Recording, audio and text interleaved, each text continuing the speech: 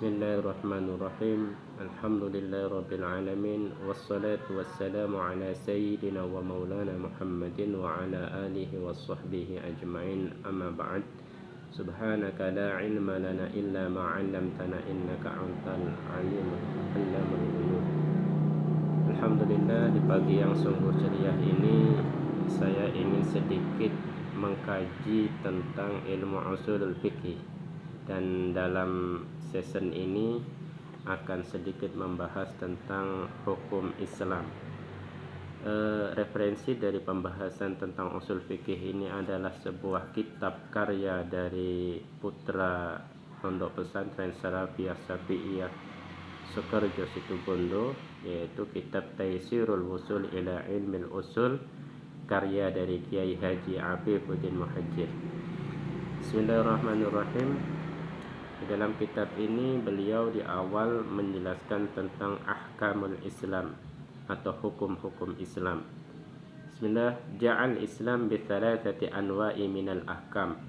Islam datang dengan membawa 3 macam dari hukum-hukum. Apa saja 3 macam dari hukum-hukum tersebut? Al-awwal ahkamu i'tiqadiyah.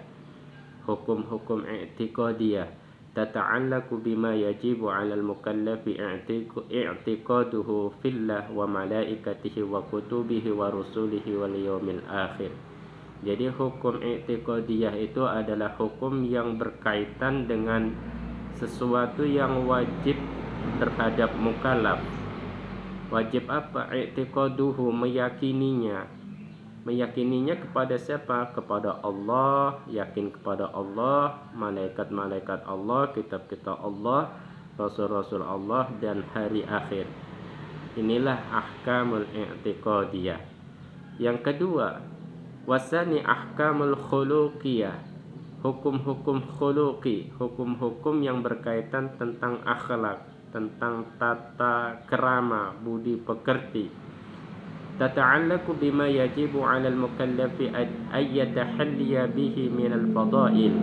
Maka yang disebut dengan hukum khuluqiyah adalah hukum yang berkaitan dengan sesuatu yang wajib kepada mukallaf untuk menghiasi dirinya itu minal fadaili, menghiasi dari keutamaan-keutamaan.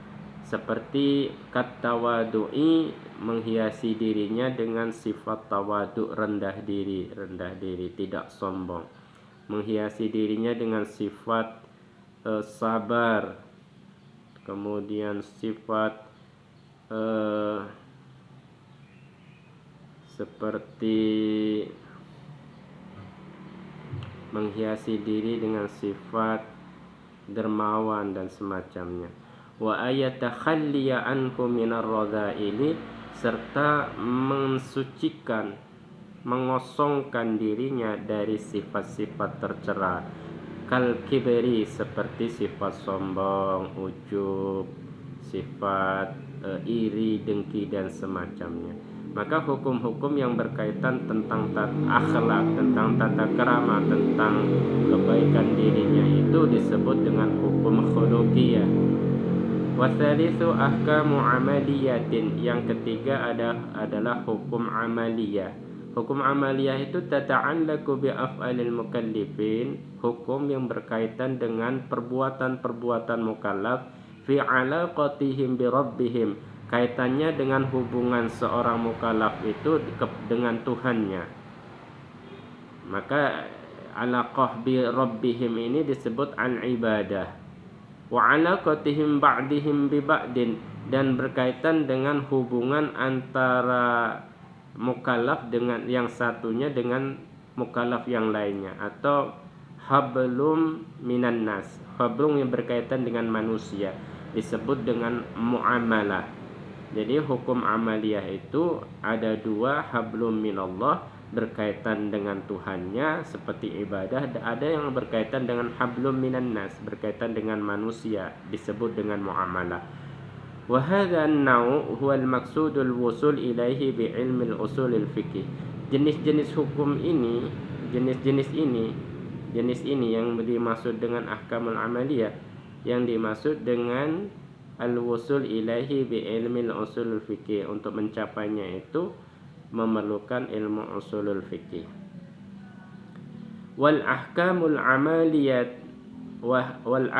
amaliyatu nau'ani. Hukum-hukum amaliyah itu dibagi menjadi dua bagian. Al-awwalu ma yastaghni idrakuhu an badli was'in liwuduhi dalilihi. Yang pertama, sesuatu yang tidak butuh untuk mencapainya, untuk menggapainya dengan cara mencurahkan seluruh kemampuan, karena memang dalilnya sudah jelas.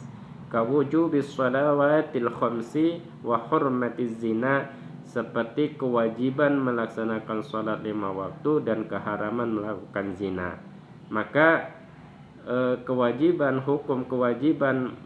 menjalankan salat 5 waktu dan keharaman zina ini tidak perlu dengan mencurahkan kemampuan otaknya untuk mendapatinya, karena memang dalilnya sudah jelas. Atsani, yang kedua, ma yaftaqirru idrakuhu ila badlil was'i li'adami wuduhi dalilihi. Yang kedua itu sesuatu yang membutuhkan untuk menggapainya itu membutuhkan mencurahkan seluruh potensi akalnya, otaknya, li'adami wuduhi dalilihi, karena memang dalilnya itu belum jelas. Seperti apa? Kawujubin niyati fil wudu, seperti kewajiban niat di dalam wudu, wa hurmati faidatil bangki, seperti haramnya bunga bank. Maka untuk mendapati kenapa wudu itu wajib niat, padahal di dalam Al-Quran itu disebutkan tidak ada kata niat. Nah, untuk menemukan bahwa niat dalam wudu itu wajib, perlu mencurahkan kemampuan akalnya untuk menemukannya. Maka didapati di dalam teks hadis bahwa niat itu adalah menjadi satu persyaratan untuk sahnya sebuah amal. Maka setiap perbuatan amal itu harus ada niatnya. Maka niat menjadi wajib dalam setiap perbuatan seperti wudu. Maka niat itu wajib untuk seseorang dalam melakukan wudu. Seperti keharaman bank, ini perlu ada satu potensi akal untuk mencari keharaman tersebut. Memang tidak ada teks nusus yang menjelaskan tentang berkaitan dengan bank ini. Wa hadha an-naw' huwa alladhi istalaha al-ulama'u 'ala tasmiyatihi fiqhan. Jenis ini yang dijadikan oleh ulama sebagai istilah yang dinamakan sebagai fikih.